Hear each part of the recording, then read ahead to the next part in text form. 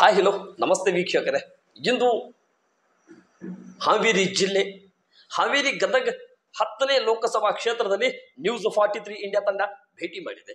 News 43 India ತಂಡ ಭೇಟಿ ಮಾಡಿರ್ತಕ್ಕಂಥ ವಿಶೇಷತೆ, ಭೇಟಿ ಮಾಡಿರ್ತಕ್ಕಂಥ ಮೂಲ ಅಜೆಂಡಾ ಲೋಕಸಭೆ ಚುನಾವಣಾ ಯಾತ್ರಾ. ಈ ಲೋಕಸಭೆ ಚುನಾವಣಾ ಯಾತ್ರಾ ಸಂದರ್ಭದಲ್ಲಿ ಹಾವೇರಿ ಜಿಲ್ಲೆಯ ಶಿಗ್ಗಾಂವಿ 83ನೇ ವಿಧಾನಸಭಾ ಕ್ಷೇತ್ರದ ಕಾಂಗ್ರೆಸ್ ಪಕ್ಷದ ಪ್ರಬಲ ಟಿಕೆಟ್ ಸೇವಾ ಆಕಾಂಕ್ಷಿಯಾಗಿರ್ತಕ್ಕಂಥ ಮತ್ತು ಆ ಕ್ಷೇತ್ರದಲ್ಲಿ ಒಂದು ಬದಲಾವಣೆ ಹಾದಿ, ಆ ಕ್ಷೇತ್ರದಲ್ಲಿ ಸಮಗ್ರ ಅಭಿವೃದ್ಧಿಗೆ ಪಾತ್ರ ವಹಿಸುತ್ತಾ ಮತ್ತು ಅಭಿವೃದ್ಧಿ ಕಡೆ ನಡೆಯನ್ನು ವಹಿಸುತ್ತಾ ಆ ಕ್ಷೇತ್ರದಲ್ಲಿ ಇವರಿಗೆ ಒಂದು ಅವಕಾಶ ಸಿಗಲಿಲ್ಲ.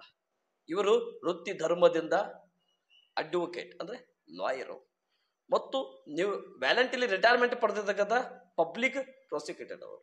ಮತ್ತೆ ಇವೆಲ್ಲ ನೋಡ್ತಾ ಹೋದ್ರೆ ರಾಜಕೀಯ ಬೆಳವಣಿಗೆಯಲ್ಲಿ ಏನೋ ಒಂದು ಬದಲಾವಣೆ ಮಾಡಲಿಕ್ಕೆ ಅವರ ಕಡೆ ನ್ಯಾಯ ಪಡೆದಿರ್ತಕ್ಕಂಥ, ಅವರ ಕಡೆ ನ್ಯಾಯಕ್ಕಾಗಿ ಓಡಿ ಬಂದಿರತಕ್ಕಂಥ ಆ ಅಭಿಮಾನ ಬಳಗದಿಂದ ರಾಜಕೀಯಕ್ಕೆ ಧುಮುಕಿದ್ದಾರೆ. ಬನ್ನಿ ವೀಕ್ಷಕರೇ, ನಮ್ಮ ಜೊತೆ ಹಾವೇರಿ ಜಿಲ್ಲೆಯ ನ್ಯಾಯಾಧೀಶರ ಮುಂದಗಡೆ ಪ್ರಬಲವಾಗಿ ನ್ಯಾಯ ಮಂಡನೆ ಮಾಡಲಿಕ್ಕೆ ಸಿದ್ಧರಾಗಿರ್ತಕ್ಕಂಥ ಮತ್ತು ಜನಸಾಮಾನ್ಯರಿಗೆ ಸೇವೆ ಮಾಡುವಲ್ಲಿ ಯಶಸ್ವಿಯಾಗಿರ್ತಕ್ಕಂಥ ಸಿದ್ದನಗೌಡರು ಪಾಟೀಲ್ ಅವರು ಇಂದು ನ್ಯೂಸ್ 43 ಇಂಡಿಯಾದ ಲೋಕಸಭೆ ಚುನಾವಣೆ ಯಾತ್ರಾ ಸಂದರ್ಭದಲ್ಲಿ ಭಾಗಿಯಾಗಿದ್ದಾರೆ. ವೀಕ್ಷಕರೇ, ಅವ್ರ ಜೊತೆ ಮಾತಾಡೋಣ. ಸರ್ ನಮಸ್ತೆ. ನಮಸ್ತೆ. ನ್ಯೂಸ್ 43 ಇಂಡಿಯಾಗೆ ಅವಕಾಶ ಮಾಡಿಕೊಟ್ರಿ. ಆದರೆ ಇನ್ನುವರೆಗೆ ಕೋರ್ಟಿನ ಕೆಲಸಕ್ಕಿಂತ ಹೊರಗಡೆ ಹೋಗಿರ್ತಕ್ಕಂಥ ಸಂದರ್ಭದಲ್ಲಿ ನಿಮ್ಮ ಕರಿಕೋಟನ್ನು ಬಿಸಲಿಲ್ಲ. ಅದಕ್ಕಿಂತ ಮುಂಚೆ ನಮಗೆ ನೀವು ಅವಕಾಶ ಮಾಡಿಕೊಟ್ರಿ. ರಾಜಕೀಯ ಬೆಳವಣಿಗೆಗೆ ಹೋಗೋಕ್ಕಿಂತ ಮುಂಚೆ ಹೇಗೆ ಪ್ರಾರಂಭ ಮಾಡಿಕೊಂಡ್ರಿ ರಾಜಕೀಯ ಜೀವನ ಮತ್ತು ಸಮಾಜ ಸೇವೆಯಲ್ಲಿ ಹೇಗೆ ತೊಡಗಿಸ್ಕೊಟ್ರಿ ಸರ್? ನನಗೆ ಮೊದಲಿಗೆ ಈ ರಾಜಕಾರಣಕ್ಕೆ ಬರಬೇಕಂತ ಇಚ್ಛೆ ಇರಲಿಲ್ಲ. ನಾನು ಪಬ್ಲಿಕ್ ಪ್ರಾಸಿಕ್ಯೂಟರಾಗಿ ಕೆಲಸ ಮಾಡ್ತಾ ಇರುವಾಗ ಮತ್ತು ನನ್ನಿಂದ ಏನು ಸಾಕಷ್ಟು ಜನ ಒಂದು ಸಹಾಯವನ್ನು ಪಡ್ಕೊಂಡಿದ್ದರು.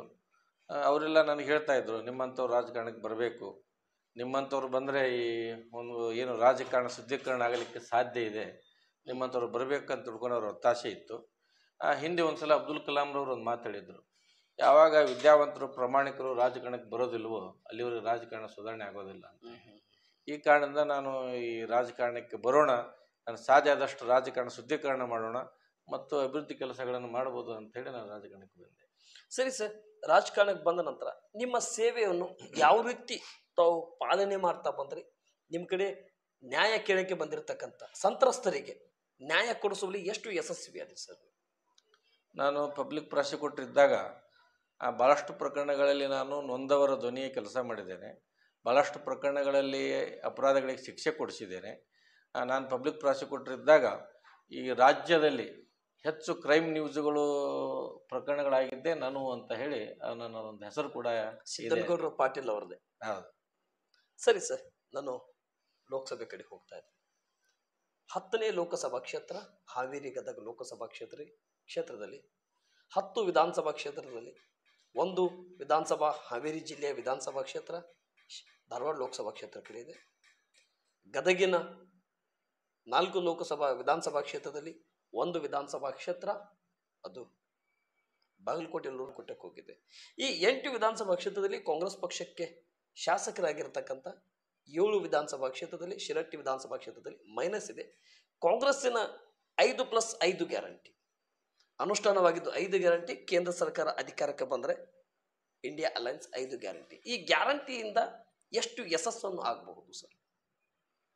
ಇವಾಗ ನಾವು ಕಾಂಗ್ರೆಸ್ ಪಕ್ಷದ ಪರವಾಗಿ ಪ್ರಚಾರಕ್ಕೆ ಹೋದಂಥ ಸಂದರ್ಭದಲ್ಲಿ ನಾವು ಹಿಂದೆ ಪ್ರಚಾರಕ್ಕೆ ಹೋದಾಗ ಕೈ ಬೆರಳಿನಿಂದ ಎಣಿಸ್ತಕ್ಕಂಥಷ್ಟು ಹೆಣ್ಮಕ್ಳು ಮಾತ್ರ ಒಂದು ಪ್ರಚಾರ ಸಭೆಯಲ್ಲಿ ಭಾಗವಹಿಸ್ತಿದ್ರು. ಇವಾಗ ಹೋದರೆ ಈ ಪುರುಷರಿಗಿಂತ ಮಹಿಳೆಯರ ಸಂಖ್ಯೆ ಕೂಡ ಇವತ್ತು ನಮ್ಮ ಪ್ರಚಾರ ಸಮಯದಲ್ಲಿ ಭಾಳಷ್ಟು ಜನ ಸೇರೋದನ್ನು ನೋಡಿದರೆ ಇವತ್ತು ನಮ್ಮ ಗ್ಯಾರಂಟಿ ಯೋಜನೆ ಮಹಿಳೆಯರ ಮೇಲೆ ತುಂಬ ಪ್ರಭಾವವನ್ನು ಬೀರಿರುವಂತಹದ್ದು. ಈ ಮಹಿಳೆಯರು ಸಾಕಷ್ಟು ಜನ ಇವತ್ತು ಕಾಂಗ್ರೆಸ್ನ ಪರವಾಗಿ ಮತ ಹಾಕಲಿಕ್ಕೆ ಸಜ್ಜಾಗಿ ನಿಂತಿರುವಂಥದ್ದನ್ನು ನಾವು ಪ್ರಚಾರದ ಸಮಯದಲ್ಲಿ ಕಂಡು ಬಂದಿದ್ದೇವೆ. 5 ಗ್ಯಾರಂಟಿ ಏನಿದ್ದಾವೆ, ಈ 5 ಗ್ಯಾರಂಟಿಗಳು ನಮ್ಮ ಕಾಂಗ್ರೆಸ್ ಪಕ್ಷವನ್ನು ಗೆಲುವಿನ ದಡಕ್ಕೆ ಕೊಂಡೊಯ್ಯತಕ್ಕಂಥ ಕೆಲಸ ಮಾಡ್ತದೆ. ಈ ಮೋದಿಜಿಯವರ ಗ್ಯಾರಂಟಿ ಅಥವಾ ಮೋದಿಜಿಯವರ ಒಂದು ಯಾವುದೇ ಪ್ರಭಾವ ಈ ಸಲ ಕರ್ನಾಟಕದಲ್ಲಿ ಕೆಲಸ ಮಾಡೋದಿಲ್ಲ ಅನ್ನುವಂಥದ್ದು ಮೇಲ್ನೋಟಕ್ಕೆ ಕಂಡು ಬರ್ತದೆ. ಸರಿ ಸರ್, ಯುವ ನ್ಯಾಯ, ರೈತ ನ್ಯಾಯ, ಮಹಿಳಾ ನ್ಯಾಯ, ಪಾಲುದಾರಿಕೆ ನ್ಯಾಯ, ಶ್ರಮಿಕ ನ್ಯಾಯ, ಈ 5 ಗ್ಯಾರಂಟಿಯಲ್ಲಿ ಕರ್ನಾಟಕದ ಗ್ಯಾರಂಟಿಗಿಂತ ಅತಿ ಹೆಚ್ಚು ಪ್ಲಸ್ ಗ್ಯಾರಂಟಿ ಇದ್ದಾವೆ. ಕಾಂಗ್ರೆಸ್ಸಕ್ಕೆ ಕರ್ನಾಟಕದಲ್ಲಿ 28 ಸೀಟಿನಲ್ಲಿ 1 ಸೀಟನ್ನು ನಾವು ಗೆಲ್ಲೋಕೆ ಬಿಡೋದಿಲ್ಲ ಅಂತೇಳಿ ಭಾರತೀಯ ಜನತಾ ಪಕ್ಷ ಹೇಳುತ್ತೆ. ಒಂದು ಕಡೆ ಕಾಂಗ್ರೆಸ್ ಪಕ್ಷ ಹೇಳುತ್ತೆ 10 ಸೀಟಾದರೂ ಗೆದ್ದು ಬರಲಿ, ನಂತರ ಮಾತನಾಡಲಿ ಅಂತ ಹೇಳ್ತಾರೆ. ಏನು ಅನ್ಸುತ್ತೆ ಸರ್ ನಿಮಗೆ? ಇಲ್ಲ, ಅದೆಲ್ಲ ಸುಳ್ಳು ಪ್ರಚಾರ. ಇವತ್ತು ನಾವು ಮೋದಿಜಿಯವರು ಹಿಂದೆ ಗ್ಯಾರಂಟಿಯನ್ನು ಕೊಟ್ಟಿದ್ದರು. ಆ ಗ್ಯಾರಂಟಿಗಳು ಹುಷಿಯಾಗಿದೆ ಅನ್ನುವಂಥದ್ದು ಕೂಡ ಇವತ್ತು ಯುವಕರಿಗೆ ಗೊತ್ತಾಗಿದೆ. ಏನು ನಮ್ಮ ಯುವಕರು ಮೋದಿ ಮೋದಿ ಅಂತಿದ್ರು, ಆ ಅಲೆ ಮುಂದೆ ಇವತ್ತು ನಮ್ಮ ಮಹಿಳೆಯರು 5 ಗ್ಯಾರಂಟಿಗಳ ಘೋಷಣೆಯನ್ನು ಇವತ್ತು ಕೂಗ್ತಾ ಇದ್ದಾರೆ. ಮೋದಿಜಿಯವರು ಏನು ಹೇಳಿದರು, ನಾನು ಪ್ರಧಾನಮಂತ್ರಿ ಆದರೆ ಈ ಸ್ವಿಸ್ ಬ್ಯಾಂಕ್ನಲ್ಲಿ ಇರ್ತಕ್ಕಂಥ ಕಪ್ಪು ಹಣವನ್ನು ತರ್ತೀನಿ, ಪ್ರತಿಯೊಬ್ಬರ ಖಾತೆಗೆ 15 ಲಕ್ಷ ಹಾಕ್ತೀನಿ ಅಂತ ಹೇಳಿದರು. ಅದು ಈಡೇರಲಿಲ್ಲ. ಮತ್ತು ಅದ್ರ ಜೊತೆಗೆ ಯುವಕರಿಗೆ ಪ್ರತಿ ವರ್ಷ 2 ಕೋಟಿ ಹುದ್ದೆ ಕೊಡ್ತೀನಿ ಅಂತ ಭರವಸೆ ಕೊಟ್ಟಿದ್ದರು, ಅದನ್ನು ಕೂಡ ಅವರು ಈಡೇರಿಸಲಿಲ್ಲ. ರೈತರ ಆದಾಯವನ್ನು ದ್ವಿಗುಣ ಮಾಡ್ತೀನಿ ಅಂತ ಹೇಳಿದರು, ಅದನ್ನು ಕೂಡ ಅವರು ಈಡೇರಿಸಲಿಲ್ಲ. ಇವತ್ತು BJP ಸರ್ಕಾರದಲ್ಲಿ ಸಾಕಷ್ಟು ಬೆಲೆ ಏರಿಕೆ ವಿಷಯ ಇವತ್ತು ಜನಸಾಮಾನ್ಯರಿಗೆ ಕಾಡ್ತಾ ಇದೆ. ಈ ನೆಲೆಯಲ್ಲಿ ಇವತ್ತು BJP ಭಾಳಷ್ಟು ಸುಳ್ಳು ಹೇಳುತ್ತದೆ ಅಂತಕ್ಕಂಥದ್ದು ಇವತ್ತು ಜನಸಾಮಾನ್ಯರು ಮಾತಾಡ್ತಾ ಇದ್ದಾರೆ. ಹೀಗಾಗಿ ಕಾಂಗ್ರೆಸ್ ಪಕ್ಷ ಏನು ಭರವಸೆ ನೀಡಿತ್ತು, 5 ಗ್ಯಾರಂಟಿಗಳನ್ನು ಈಡೇರಿಸಿದ್ದರಿಂದ ಕಾಂಗ್ರೆಸ್ ನುಡಿದಂತೆ ನಡೀತದೆ ಅಂತಕ್ಕಂಥ ಭಾವನೆ ಇವತ್ತು ಜನಸಾಮಾನ್ಯರಲ್ಲಿ ಬಂದಿದೆ. ಹೀಗಾಗಿ ನನಗನ್ನಿಸ್ತದೆ 20ಕ್ಕೂ ಕೂಡ ಕಡಿಮೆ ಆಗಲಾರದಷ್ಟು ಕಾಂಗ್ರೆಸ್ ಪಕ್ಷ ಅಷ್ಟು ಸೀಟುಗಳನ್ನು ಗೆಲ್ತದೆ ಅಂತಕ್ಕಂಥ ಭರವಸೆ ಇವತ್ತು ನಮಗಿದೆ. ಸರಿ ಸರ್, ಸಿದ್ದನಗೌಡರು ಪಾಟೀಲ್ ಅವರ ಪಾತ್ರ ಈ ಚುನಾವಣೆಯಲ್ಲಿ ತಮ್ಮ ಅಭ್ಯರ್ಥಿಗೆ ಗೆಲ್ಲಿಸುವಲ್ಲಿ ಎಷ್ಟು ಯಶಸ್ಸನ್ನು ಆಗಬಹುದು? ಮತ್ತೆ ಒಂದು ಕಡೆ ಮಾಜಿ ಮುಖ್ಯಮಂತ್ರಿ ಅವರು ಹೇಳ್ತಾರೆ, ಒಂದು ರೋಡ್ ಶೋನಲ್ಲಿ ಒಂದು ಸಭೆಯಲ್ಲಿ ಹೇಳ್ತಾರೆ, ಶಿಗ್ಗಾಂವಲ್ಲಿ ನಾನು ಎಷ್ಟು ಬಾರಿ ಗೆದ್ದಿದ್ದೇನೆ, ಆ ಕ್ಷೇತ್ರದಲ್ಲಿ ಸೂರ್ಯ ಚಂದ್ರ ಹುಟ್ಟುವುದು ಎಷ್ಟು ಸತ್ಯನೋ ಅಷ್ಟು ಸತ್ಯ, 400 ನಾವು ಪಾರಾಗೋದು ಅಷ್ಟೇ ಸತ್ಯ, ಮತ್ತು ಇನ್ಕ್ಲೂಡಿಂಗ್ ಹಾವೇರಿಯಲ್ಲಿನೂ ಕೂಡ ನಾವು ಹಾವೇರಿ ಗದಗ ಲೋಕಸಭಾ ಕ್ಷೇತ್ರದಲ್ಲಿ ಗೆಲ್ಲುವುದು ಅಷ್ಟೇ ಸತ್ಯ, ಇಲ್ಲಿಯೂ ನಾವು ಗೆಲ್ತೀವಿ, ಉಪಚುನಾವಣೆಯಲ್ಲಿ ಶಿಗ್ಗಾಂವಿಯಲ್ಲೂ ಕೂಡ ನಾವೇ ಯಶಸ್ಸನ್ನು ಕಾಣ್ತೀವಿ. ಕಾಂಗ್ರೆಸ್ ಪಕ್ಷ ಟುಸ್ ಪಟಾಕಿ ಆಗುತ್ತೆ, ಅತಿ ಶೀಘ್ರದಲ್ಲಿ ನೋಡಿ 5 ಗ್ಯಾರಂಟಿ, ಲೋಕಸಭೆ ಚುನಾವಣೆ ನಂತರ ಅದು ಢಮಾರ ಆಗುತ್ತೆ ಅಂತ ಹೇಳ್ತಾರೆ. ಬಸವರಾಜ ಬೊಮ್ಮಾಯಿ ಅವರು ಆಕಸ್ಮಿಕವಾಗಿ ರಾಜ್ಯದ ಮುಖ್ಯಮಂತ್ರಿ ಆದಂಥವರು. ಅವರೇನು ಹೋರಾಟದಿಂದಾಗಲಿ ಅಥವಾ ಕಾಂಗ್ರೆಸ್ BJP ಪಕ್ಷವನ್ನು ಕಟ್ಟುವ ಮುಖಾಂತರವಾಗಿ ಮೇಲೆ ಬಂದು ಮುಖ್ಯಮಂತ್ರಿ ಆದಂಥವರಲ್ಲ ಬಸವರಾಜ ಬೊಮ್ಮಾಯಿ ಅವರು. ಮತ್ತು ನಮ್ಮ ಶಿಗ್ಗಾಂವ್ ಮತಕ್ಷೇತ್ರದಲ್ಲಿ ಹಿಂದೆ ಹೇಗಿತ್ತು ಅಂತ ಹೇಳಿದ್ರೆ, ನೀಲಕಂಠಗೌಡರು ಅಂತೇಳಿ ಅವರೇ ಅಲ್ಲಿ ಪಕ್ಷೇತರ MLA ಅವರನ್ನು ಆಯ್ಕೆ ಮಾಡಿದಂಥ ಜನ ನಾವು.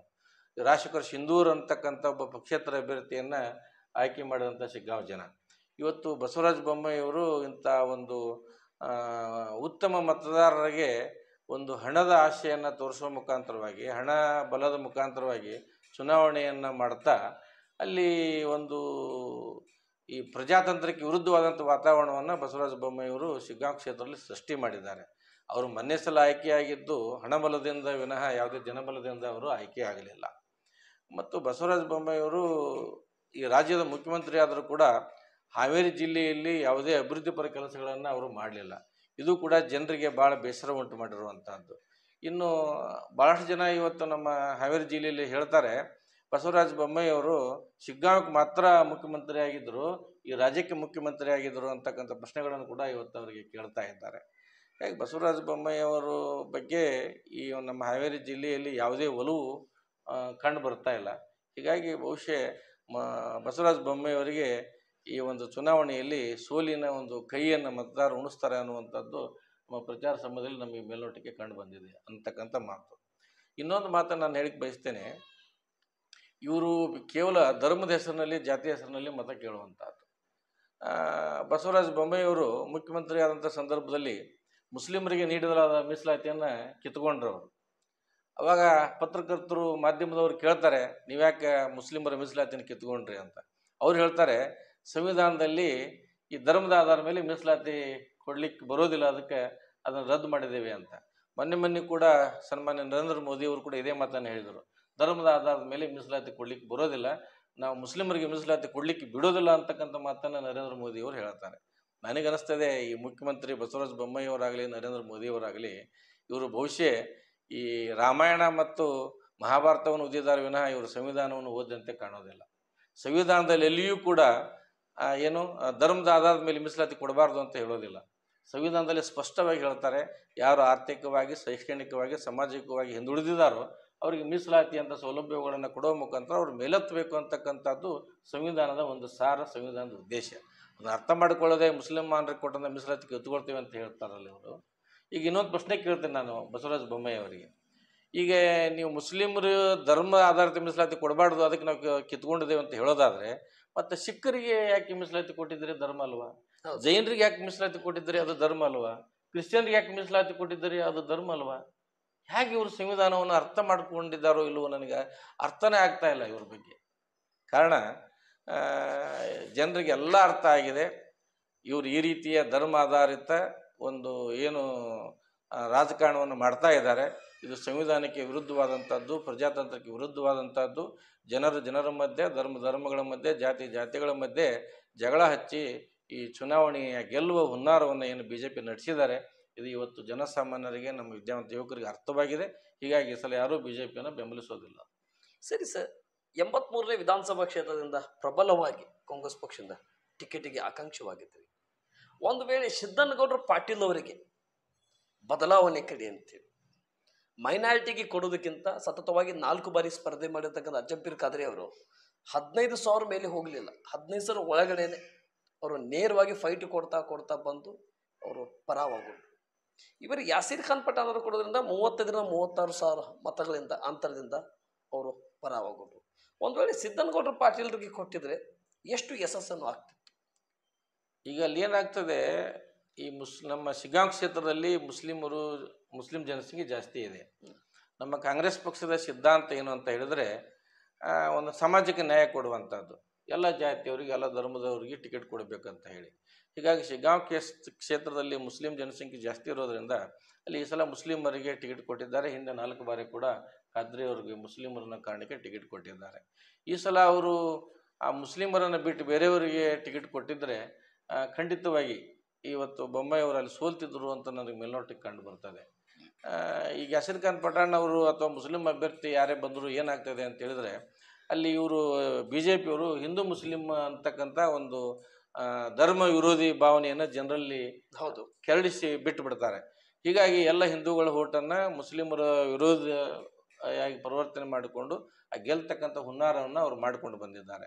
ಆದ್ದರಿಂದ ಆ BJPಯ ಒಂದು ಹುನ್ನಾರವನ್ನು ಅಡಗಿಸಬೇಕು ಅಂತ ಹೇಳಿದ್ರೆ, ಅಲ್ಲಿ ಒಬ್ಬ ಮುಸ್ಲಿಮೇತರ ವ್ಯಕ್ತಿಗೆ ಒಂದು ಟಿಕೆಟ್ ಕೊಟ್ಟರೆ ಖಂಡಿತವಾಗಿ ಬಸವರಾಜ ಬೊಮ್ಮಾಯಿ ಅವರು ಹಿಂದಿನ ಸಲ ಅವರು ಸೋಲ್ತಿದ್ರು ಅನ್ನುವಂಥದ್ದು ನಾನು ಹೇಳಿಕೆ ಬಯಸ್ತೇನೆ.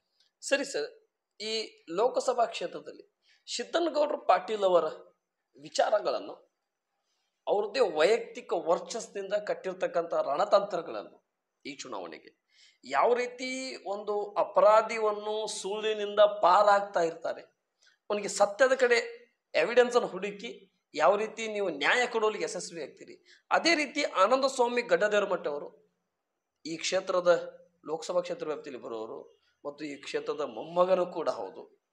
ಆ ವ್ಯಕ್ತಿನ ಗೆಲ್ಲಿಸಲಿಕ್ಕೆ ಎಷ್ಟು ಪ್ರಯತ್ನದಿಂದ ನಿಮ್ಮ ವೈಯಕ್ತಿಕವಾಗಿ ಇದ್ದಿರ್ತಕ್ಕಂಥ ರಣತಂತ್ರಗಳಂತ ಹುಡ್ತಾ ಇದ್ದೀರಾ ಸರ್?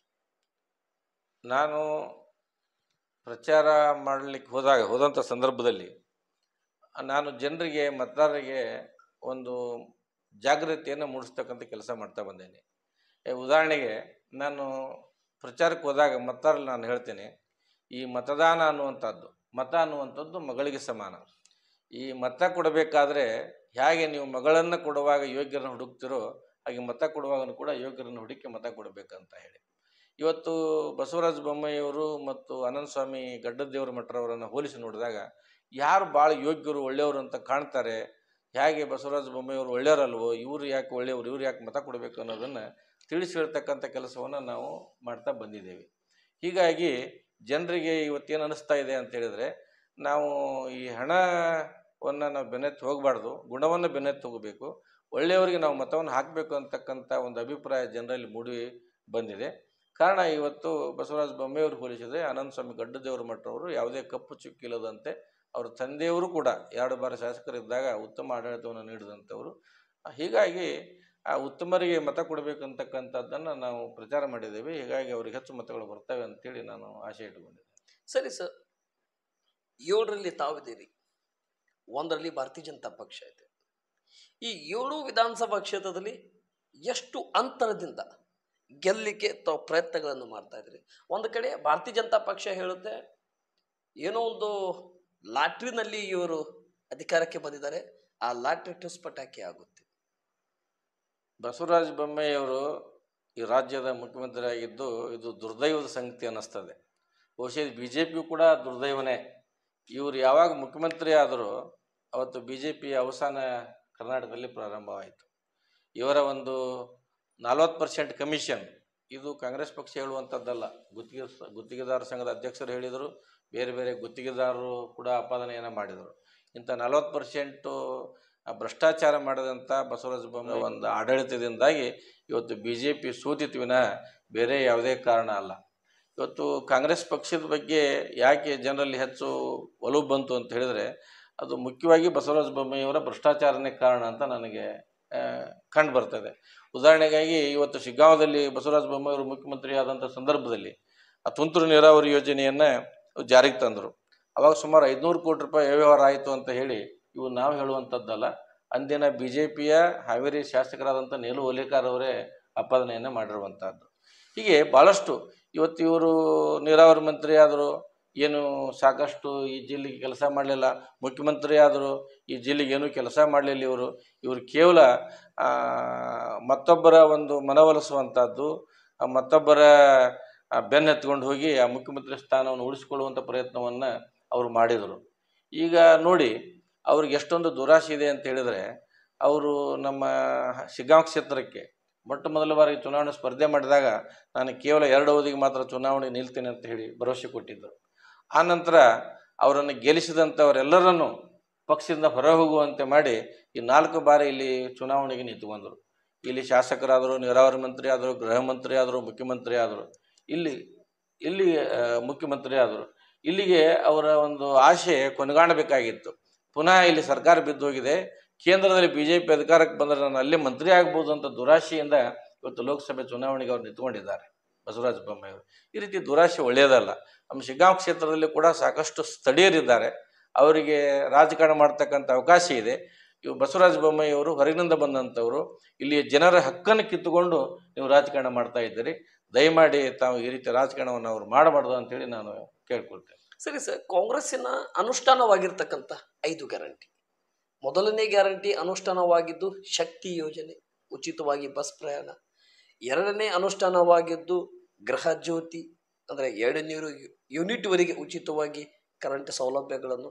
3ನೇ ಗ್ಯಾರಂಟಿ ಅನ್ನಭಾಗ್ಯ. 4ನೇ ಗ್ಯಾರಂಟಿ ಗೃಹ ಲಕ್ಷ್ಮಿ 2,000 ರೂಪಾಯಿ. 5ನೇ ಗ್ಯಾರಂಟಿ ಡೆಡ್ ಎಂಡಿಗೆ ಬಂದು ಡಿಸೆಂಬರ್ದಲ್ಲಿ ಅನುಷ್ಠಾನವಾಗಿದ್ದು ಅದು ಯುವ ನಿಧಿ ಮತ್ತು ಸ್ಕೈ ಫಂಡ್ ಅಂತೇಳಿ. ಈ 5 ಗ್ಯಾರಂಟಿಯಿಂದ ಕಾಂಗ್ರೆಸ್ ಪಕ್ಷಕ್ಕೆ ಭಾರತ ದೇಶದಲ್ಲಿ ಮೊನ್ನೆ ನಡೆದಿರ್ತಕ್ಕಂಥ ಚುನಾವಣೆಯಲ್ಲಿ ತೆಲಂಗಾಣ ಒಂದು ಚುನಾವಣೆ ರಿಸಲ್ಟ್ ಬಿಟ್ಟರೆ ಇನ್ನು ಉಳಿದ 4 ಕ್ಷೇತ್ರದಲ್ಲಿ ಯಾಕೆ ಪ್ಲಸ್ ಆಗಲಿಲ್ಲ ಸರ್? ಅಲ್ಲಿ ಬೇರೆ ಕಡೆ ಈ ಎಲ್ಲ ಯೋಜನೆಗಳನ್ನು ತೆಲಂಗಾಣದಲ್ಲಿ ಮತ್ತು ಕರ್ನಾಟಕದಲ್ಲಿ ಏನು ಯೋಜನೆಗಳನ್ನು ಕೊಟ್ಟರು ಆ ಯೋಜನೆಗಳನ್ನು ಅಲ್ಲಿ ಸರಿಯಾಗಿ ಕೊಡ್ತಕ್ಕಂಥ ಕೆಲಸ ಆಗಲಿಲ್ಲ, ಮತ್ತು ಅದ್ರ ಬಗ್ಗೆ ಸರಿಯಾದಂಥ ಪ್ರಚಾರ ಕೂಡ ಅಲ್ಲಿ ಆಗಲಿಲ್ಲ. ಈ ಕಾರಣದಿಂದ ಅಲ್ಲಿ ಯಶಸ್ವಿ ಆಗಲಿಕ್ಕೆ ಸಾಧ್ಯ ಆಗಿಲ್ಲ. ಸರಿ ಸರ್, ಈ ಬಾರಿ ಕರ್ನಾಟಕ ರಾಜ್ಯದಲ್ಲಿ ಇನ್ಕ್ಲೂಡಿಂಗ್ ಮತ್ತು ತೆಲಂಗಾಣ ಇನ್ಕ್ಲೂಡಿಂಗ್, ಮೊದಲನೇ ಅನುಷ್ಠಾನವಾಗಿದ್ದು ಕರ್ನಾಟಕ, ಸೆಕೆಂಡ್ ಆಗಿದ್ದು ತೆಲಂಗಾಣ. ಈ 2 ರಾಜ್ಯದ ಇನ್ಕ್ಲೂಡಿಂಗ್ ಪ್ಲಸ್ ಪಾಯಿಂಟ್ ನೋಡ್ತಾ ಹೋದ್ರೆ ಏನು ಭಾರತೀಯ ಜನತಾ ಪಕ್ಷದವರು ಅಬ್ ಕಿ ಬಾರ್ 400 ಪಾರ್, ಅಂದ್ರೆ 400 ಸೀಟನ್ನು ನಾವು ಗೆದ್ದೇ ಗೆಲ್ಲುತ್ತೀವಿ ಅನ್ನೋಂಥ ವಿಚಾರಗಳನ್ನು ತಿಳಿಸ್ತಾ ಇದ್ದಾರೆ. 400 ಸೀಟು ಗೆಲ್ಲೋದ್ರಿಂದ ಮ್ಯಾಜಿಕ್ ನಂಬರ್ ಬೇಕಾಗಿದ್ದು 272, ಅಂದರೆ 272. ಆದರೆ 400 ಸೀಟು ಗೆಲ್ತೇವೆ ಅಂತ ಹೇಳ್ತಾ ಇದ್ದಾರೆ. ಕಾಂಗ್ರೆಸ್ ಪಕ್ಷದ 5 ಗ್ಯಾರಂಟಿಯಿಂದ ತಮಗೆ ಎಷ್ಟು ಸೀಟ್ ಬರಬಹುದು? ಭಾರತದಲ್ಲಿ ಕಾಂಗ್ರೆಸ್ ಪಕ್ಷ ಈಗ ಅನಿವಾರ್ಯವಾಗಿ ಮೈತ್ರಿಯನ್ನು ಮಾಡಿಕೊಂಡಿರುವಂಥದ್ದು. ಇವತ್ತು ಭಾರತೀಯ ಜನತಾ ಪಕ್ಷವನ್ನು ಕೂಡ ತಾವು ನೋಡಿದರೆ ಅವರು ಕೂಡ NDA ಮೈತ್ರಿಕೂಟದ ಮುಖಾಂತರವಾಗಿಯೇ ಅವರು ಅಧಿಕಾರಕ್ಕೆ ಬಂದಂಥದ್ದು. ಬಿ ಜೆ ಪಿಯಲ್ಲಿ ಸ್ವತಂತ್ರವಾಗಿ ಇಂಡಿಪೆಂಡೆಂಟ್ ಆಗಿ ನಿಂತುಕೊಂಡು ಚುನಾವಣೆಯನ್ನು ಎದುರಿಸಿಲ್ಲ. ಆದ್ದರಿಂದ ಇವತ್ತು ಕಾಂಗ್ರೆಸ್ ಪಕ್ಷನೂ ಕೂಡ ಇವತ್ತು ಬೇರೆ ಬೇರೆ ಸ್ಥಳೀಯ ರಾಜಕೀಯ ಪಕ್ಷಗಳ ಜೊತೆ ಹೊಂದಾಣಿಕೆ ಮಾಡಿಕೊಂಡು ಚುನಾವಣೆಗೆ ಸ್ಪರ್ಧೆ ಮಾಡಿದೆ. ಹೀಗಾಗಿ ಎಲ್ಲ ಮಿತ್ರ ಪಕ್ಷಗಳು ಮತ್ತು ಈ ಕಾಂಗ್ರೆಸ್ ಪಕ್ಷ ಎಲ್ಲ ಪಕ್ಷಗಳನ್ನು ಸೇರಿಸ್ಕೊಂಡ್ರೆ ಖಂಡಿತವಾಗಿ ಇವರು ಕೂಡ ಒಂದು 300ಕ್ಕಿಂತ ಅಧಿಕ ಸೀಟುಗಳನ್ನು ಕಾಂಗ್ರೆಸ್ ಪಕ್ಷ ಮತ್ತು ಮಿತ್ರ ಪಕ್ಷಗಳು ಗೆಲ್ತವೆ. ನೀವು ಭಾರತೀಯ ಜನತಾ ಪಕ್ಷವನ್ನು ಕೂಡ ತಾವು ಅವಲೋಕನೆ ಮಾಡಿದರೆ ಅವರು ಎಲ್ಲಿ ಎಲ್ಲ ಒಂದು ಏನು ಸೀಟುಗಳಲ್ಲಿ ಅವರು ಸ್ಪರ್ಧೆ ಮಾಡಿದಾರ? ಅವರು ಸ್ಪರ್ಧೆ ಮಾಡಿಲ್ಲ. ಅವರು ಕೂಡ 300 ಬಹುಶಃ 300 ಸೀಟುಗಳಲ್ಲಿ ಅವರು ಸ್ಪರ್ಧೆ ಮಾಡೋದಂತೆ ಕಂಡು ಬರ್ತದೆ. ಈಗ ಅವ್ರು ಹೇಗೆ 300 ಸೀಟುಗಳಲ್ಲಿ ಸ್ಪರ್ಧೆ ಮಾಡಿ 400ರಲ್ಲಿ ಗೆಲ್ಲಿಕ್ಕೆ ಸಾಧ್ಯ ಇದೆ? ಇದು ಕೂಡ ನೋಡಿದ್ರೆ ಅವ್ರು 300ರಲ್ಲಿ ನೋಡೋಣ, ಒಂದು 200 ಸೀಟುಗಳನ್ನ ಅವ್ರು ಗೆಲ್ಲಲಿ, ಆಮೇಲೆ ನೋಡೋಣ ಹೇಗೆ 400 ಗೆಲ್ಲಿಕ್ಕೆ ಸಾಧ್ಯ ಇದೆ. ಹೌದು. ಆದರೆ ಕಾಂಗ್ರೆಸ್ ಪಕ್ಷ ಏನಿದೆ, ನಾವು ಸ್ಪಷ್ಟವಾಗಿ ಹೇಳ್ತೇವೆ, ನಮ್ಮ ಮಿತ್ರ ಪಕ್ಷಗಳು ಇದ್ದಾರೆ, ನಾವೆಲ್ಲರೂ ಸೇರಿ 300ಕ್ಕೂ ಅಧಿಕ ಸ್ಥಾನಗಳನ್ನ ಕಾಂಗ್ರೆಸ್ ಗೆಲ್ತದೆ ಮಿತ್ರ ಪಕ್ಷಗಳ ಜೊತೆ ಸೇರಿಕೊಂಡು. ಇಂಡಿಯಾ ಮೈತ್ರಿಕೂಟ ಗೆಲ್ತದೆ. ಸರಿ ಸರ್, ನಾನು ಕೂಡ ಗಮನ ಹರಿಸ್ತಾ ಇದ್ದೇನೆ ಈ ರಾಜಕೀಯ ಬೆಳವಣಿಗೆಯೊಂದಿಗೆ. ಶಿದ್ದನಗೌಡರು ಪಾಟೀಲ್ರು ಸುಮಾರು ವರ್ಷದಿಂದ ಕಾಂಗ್ರೆಸ್ ಪಕ್ಷ ನೋಡ್ತಾ ಬಂದಿದ್ದಾರೆ. ಹೆಚ್ಚು ಕಡಿಮೆ ಇಲ್ಲಂದ್ರು ನನಗೆ ಒಂದು ಲೆಕ್ಕಾಚಾರದ ಪ್ರಕಾರದಿಂದ ಒಂದು 40 ವರ್ಷದಿಂದ ಪಕ್ಷವನ್ನು ನೋಡ್ತಾ ಬಂದ್ರಿ. ಈ ಪಕ್ಷ 60 ವರ್ಷದಿಂದ ಒಂದು ಇತಿಹಾಸ ಹೊಂದಿರತಕ್ಕಂಥ ಪಕ್ಷ. ಆದರೆ ಈ ಉಳಿದ 10 ವರ್ಷದಲ್ಲಿ ಕಾಂಗ್ರೆಸ್ ಪಕ್ಷಕ್ಕೆ ಅಧಿಕಾರನೇ ಸಿಕ್ಕಿಲ್ಲ. ಈ ಬಾರಿ ತಾವು ಏನೋ ಎಲ್ಲರೂ ಕೂಡಿಕೊಂಡು ಏನೋ ಒಂದು ಬದಲಾವಣೆ ಕಡೆ ಹಾದಿಯ ಮೇಲೆ ಫೈಟ್ ಮಾಡ್ತಾ ಇದ್ದೀವಿ. ಏನನ್ಸುತ್ತೆ, ಒಂದು ಸ್ವಾತಂತ್ರ್ಯಕ್ಕಾಗಿ ಹೋರಾಟ ಮಾಡಿರ್ತಕ್ಕಂಥ ಪಕ್ಷ, ಸ್ವಾತಂತ್ರ್ಯಕ್ಕಾಗಿ ತ್ಯಾಗ ಮಾಡಿರ್ತಕ್ಕಂಥ ಪಕ್ಷ, ಈ ಪಕ್ಷ ಅಧಿಕಾರಕ್ಕೆ ಬರೋಕ್ಕೆ ಇಷ್ಟ್ಯಾಕೆ ಗುದ್ದಾಡಬೇಕು, ಈಸಿಯಾಗಿ ಗೆಲುವು ಯಾಕೆ ಸಿಗ್ತಾ ಇಲ್ಲ? ಏನಾಗ್ತದೆ, ಕಾಂಗ್ರೆಸ್ ಪಕ್ಷ 1885ರಲ್ಲಿ ಸ್ಥಾಪನೆ ಆಗ್ತದೆ. 1885ರಲ್ಲಿ ಸ್ಥಾಪನೆಯಾಗಿದ್ದು ಯಾವ ಕಾರಣಕ್ಕೆ ಅಂತ ಹೇಳಿದ್ರೆ, ಈ ದೇಶಕ್ಕೆ ಸ್ವಾತಂತ್ರ್ಯವನ್ನು ಕೊಡಿಸ್ಬೇಕು, ಬ್ರಿಟಿಷರನ್ನು ಓಡಿಸ್ಬೇಕಂತ ಹೇಳಿ. ಸ್ವಾತಂತ್ರ್ಯ ಸಿಕ್ಕ ನಂತರ ಈ ಕಾಂಗ್ರೆಸ್ ಪಕ್ಷ ಪುನಃ ಒಂದು ರಾಜಕೀಯ ಪಕ್ಷವಾಗಿ ಇಲ್ಲಿ ಮುಂದುವರಿತದೆ, ಬದಲಾವಣೆ ಆಗ್ತದೆ. ಈ ಭಾರತೀಯ ಜನತಾ ಪಕ್ಷ ಬಂದಿದ್ದೇ 1980ರಲ್ಲಿ, ಇತ್ತೀಚೆಗೆ ಅದು ಹುಟ್ಟಿದ್ದು. ಇದು ಕಾಂಗ್ರೆಸ್ ಪಕ್ಷಕ್ಕೆ ಏನಿದೆ ಅಂತ ಹೇಳಿದ್ರೆ, ಇವರು ನಾವು ಅಧಿಕಾರಕ್ಕೆ ಬರಬೇಕು, ಏನಾದರೂ ಮಾಡಿ ಅಧಿಕಾರ ಚುಕ್ಕಾಣಿ ಹಿಡಿಬೇಕು ಅಂತಕ್ಕಂಥ ಉದ್ದೇಶವನ್ನು ಕಾಂಗ್ರೆಸ್ ಪಕ್ಷ ಹೊಂದಿಲ್ಲ. ಕಾಂಗ್ರೆಸ್ ಪಕ್ಷ ತನ್ನ ಸಿದ್ಧಾಂತಕ್ಕೆ ಅನುಗುಣವಾಗಿ ಚುನಾವಣೆಯನ್ನು ಎದುರಿಸ್ತಾ ಬಂದಿದೆ. ಉದಾಹರಣೆಗಾಗಿ ಈ ಸಮಾಜ, ಸಮಪಾಲು ಸಮಬಾಳು, ಇದು ಕಾಂಗ್ರೆಸ್ ಪಕ್ಷದ ಸಿದ್ಧಾಂತ. ಇವತ್ತು ಭಾರತ ಅಂತ ಹೇಳಿದ್ರೆ ಬಹಳ ವೈವಿಧ್ಯಮಯವಾಗಿರ್ತಕ್ಕಂಥ ದೇಶ. ಈ ವೈವಿಧ್ಯಮಯಲ್ಲಿ ಏಕತೆಯನ್ನು ಕಾಣುವಂಥದ್ದೇ ಭಾರತದ ವಿಶೇಷತೆ. ಅಂಥ ವಿಶೇಷತೆಯನ್ನು ನಾವು ಸಂವಿಧಾನದಲ್ಲಿ ಕಾಣ್ತೀವಿ. ಇಲ್ಲಿಯೂ ಕೂಡ ಎಲ್ಲ ಜಾತಿಯವರು, ಎಲ್ಲ ಧರ್ಮದವರು ಸಮನಾಗಿ ಬಾಳಬೇಕು, ಸಹೋದರರಾಗಿ ಬಾಳಬೇಕು, ಸಮಪಾಲು ಮತ್ತು ಸಮಬಾಳು ಸಂವಿಧಾನದ ಸಿದ್ಧಾಂತ ಆಗಬೇಕು, ಹಿಂದುಳಿದವರನ್ನು ಮೇಲೆತ್ತಕ್ಕಂಥ ಕೆಲಸ ಸರ್ಕಾರದಿಂದ ಆಗಬೇಕು ಅನ್ನುವಂಥದ್ದು ಸಂವಿಧಾನದಲ್ಲಿ ಕಂಡು ಬರ್ತದೆ. ಆ ಸಂವಿಧಾನದ ಆಶಯಗಳಿಗೆ ಅನುಗುಣವಾಗಿ ಪ್ರಣಾಳಿಕೆಗಳನ್ನು ಯಾರಾದರೂ ಸಿದ್ಧಪಡಿಸ್ತಾರೆ ಭಾರತ ದೇಶದಲ್ಲಿ ಅಂದರೆ ಅದು ಕಾಂಗ್ರೆಸ್ ಪಕ್ಷ ಮಾತ್ರ. ಆದ್ದರಿಂದ ಇವತ್ತು ಭಾರತ ಅಂದರೆ ಸಂವಿಧಾನ ಅಂದ್ರೆ ಕಾಂಗ್ರೆಸ್ ಅನ್ನುವಂಥ ರೀತಿಯಲ್ಲಿ ಕಾಂಗ್ರೆಸ್ ಪಕ್ಷ ಇದೆ. ಇವತ್ತು ನಾವು ಎಲ್ಲರನ್ನೂ ಸಮಾನವಾಗಿ ಕಾಣಬೇಕು ಅನ್ನೋ ಉದ್ದೇಶ ಇಟ್ಟುಕೊಂಡು ನಾವೇನು ಒಂದು ಸಿದ್ಧಾಂತ ಮೇಲೆ ರಾಜಕಾರಣ ಮಾಡ್ತಾ ಬಂದಿದ್ದೇವೆ. ಆದರೆ ಭಾರತೀಯ ಜನತಾ ಪಕ್ಷದವ್ರು ಏನು ಮಾಡ್ತಾರೆ ಅಂತ ಹೇಳಿದ್ರೆ, ಅವರಿಗೆ ಈ ಒಂದು ಸಂವಿಧಾನದ ಮೇಲೆ ನಂಬಿಕೆ ಇಲ್ಲ, ಸಂವಿಧಾನದ ಸಿದ್ಧಾಂತದ ಮೇಲೆ ನಂಬಿಕೆ ಇಲ್ಲ. ಅವರು ಏನಾದರೂ ಮಾಡಿ ಈ ಒಂದು ಧರ್ಮ ಆಧಾರಿತ ಹಿಂದೂ ಮುಸ್ಲಿಮರನ್ನು ವಿಭಾಗ ಮಾಡಿ, ಮುಸ್ಲಿಮರು ಕಡಿಮೆ ಇರೋದ್ರಿಂದ ಹಿಂದೂಗಳು ಹೆಚ್ಚಿರೋದ್ರಿಂದ ಈ ಹಿಂದೂಗಳನ್ನು ಮುಸ್ಲಿಮರ ವಿರುದ್ಧ ಎತ್ತಿ ಕಟ್ಟಿ ಈ ರೀತಿ ಒಂದು ಚುನಾವಣೆಯನ್ನು ಅವರು ಮಾಡ್ತಾ ಬಂದಿರೋದ್ರಿಂದ ನಮ್ಮ ಜನ ಅಮಾಯಕರು ಈ ಒಂದು BJPಯ ಈ ಒಂದು ಏನು ಧರ್ಮದ ಹೆಸರಿನಲ್ಲಿ ಏನು ಸಮಾಜ ಹೊಡಿತಕ್ಕಂಥ ಕೆಲಸವನ್ನು ಮಾಡಿದ್ರು ಅದನ್ನು ಸರಿಯಾಗಿ ಗಮನಿಸದೆ ಇವತ್ತು BJPಯನ್ನು ಬೆಂಬಲಿಸಿದ್ರಿಂದ ಕಾಂಗ್ರೆಸ್ಗೆ ಸೋಲಾಗಿದೆ. ಈಗ ಮತ್ತೆ ಪುನಃ ಮರುಕಳಿಸ್ತಾ ಇದೆ. ಇವತ್ತು ಕಾಂಗ್ರೆಸ್ ಪಕ್ಷನೇ ಉತ್ತಮವಾಗಿರ್ತಕ್ಕಂಥ ಪಕ್ಷ. ಕಾಂಗ್ರೆಸ್ ಪಕ್ಷ ಎಲ್ಲ ಜಾತಿಯವರನ್ನ, ಎಲ್ಲ ಧರ್ಮದವರನ್ನ ಒಟ್ಟಾಗಿ ತೆಗೆದುಕೊಂಡು ಹೋಗ್ತಕ್ಕಂಥ, ಸಮಾಜಕ್ಕೆ ನ್ಯಾಯ ಕೊಡ್ತಕ್ಕಂಥ ಏಕೈಕ ಪಕ್ಷ ಭಾರತದಲ್ಲಿದ್ದರೆ ಅದು ಕಾಂಗ್ರೆಸ್ ಅನ್ನುವಂಥದ್ದು ಕೂಡ ಇವತ್ತು ಗೊತ್ತಾಗ್ತಾ ಇದೆ. ಆದ್ದರಿಂದ ಇಲ್ಲಿಯವರೆಗೆ ನಮಗೆ ಸ್ವಲ್ಪ ಒಂದು 10 ವರ್ಷಗಳಲ್ಲಿ ಕಾಂಗ್ರೆಸ್ಗೆ ಹಿನ್ನಡೆಯಾಗಿದ್ದರೂ ಕೂಡ ಇವತ್ತು ನಾವು ಸಾಕಷ್ಟು ಪ್ರಚಾರದ ಮುಖಾಂತರ ಇವತ್ತು ಕಾಂಗ್ರೆಸ್ ಪಕ್ಷದ ಸಿದ್ಧಾಂತವನ್ನು ಜನರಿಗೆ ಮುಟ್ಟಿಸ್ತಕ್ಕಂಥ ಕೆಲಸವನ್ನು ನಾವು ಮಾಡ್ತೇವೆ. ಇವತ್ತು ಏನಾಗಿದೆ ಅಂತ ಹೇಳಿದ್ರೆ, BJPಯ ಹಲವಾರು ಸಂಘಗಳಿದ್ದಾವೆ, ಹಲವಾರು ಸಂಸ್ಥೆಗಳಿದ್ದಾವೆ.